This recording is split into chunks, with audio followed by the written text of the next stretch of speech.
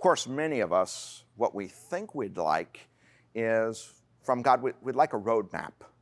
We think to ourselves, God, I'd love for you to show me what to do next week. I'd love for you to show me what I'm going to be doing a month from now, a year from now, several years from now. We think to ourselves, if God would just give us a roadmap and we could see the twists and turns, we could be prepared, and okay, thanks God, we'll take it from here. But I want you to see that's not what we get. When we get a relationship with Jesus, we get someone who wants to be intimate and personal with our daily lives. He doesn't tell us where to go and then send us off on our own. He walks right beside us.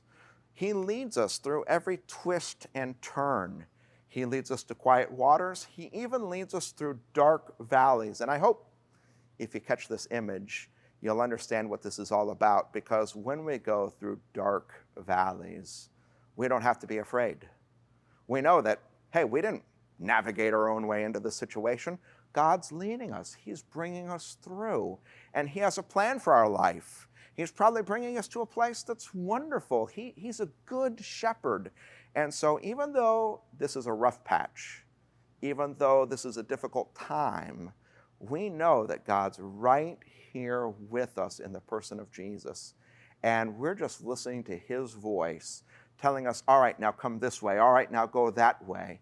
And we have every confidence that He's going to lead us through. I think that's so wonderful. When we come to Jesus, we don't get a roadmap. We get a personal, good shepherd that leads and guides us every single day. It's so much better. I love what Jesus says. He says, I'm the good shepherd. I know my sheep, and my sheep know me, just as I know my Father, and my Father knows me. And then this, and I lay down my life for the sheep. What does that mean? Well, it means this, that when the wolves come, and that can happen, you know, sheep are vulnerable.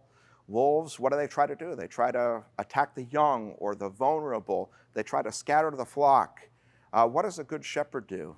The good shepherd, he lays down his life for the sheep. It means he gets himself in between the wolves and the sheep, and he even lays down, if you will, as a sacrificial lamb. He'd rather that he get attacked and ravaged than the sheep get attacked and ravaged. That says something about Jesus' love for us.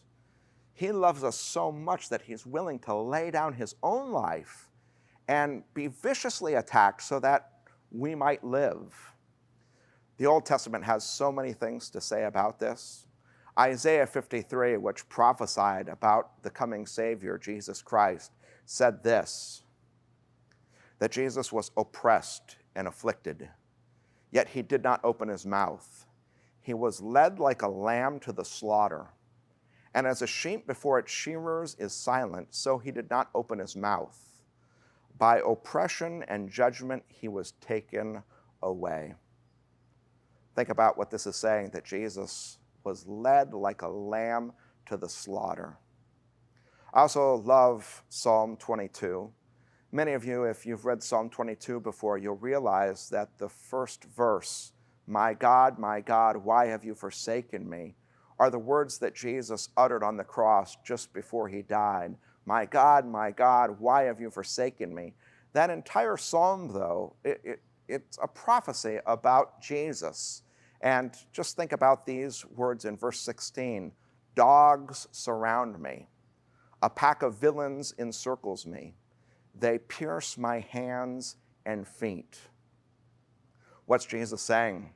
He's saying that He is the one who laid Himself down and was the sacrificial lamb in our place. And when the wolves came, they pierced His hands, they pierced His feet, so that we could live and be saved.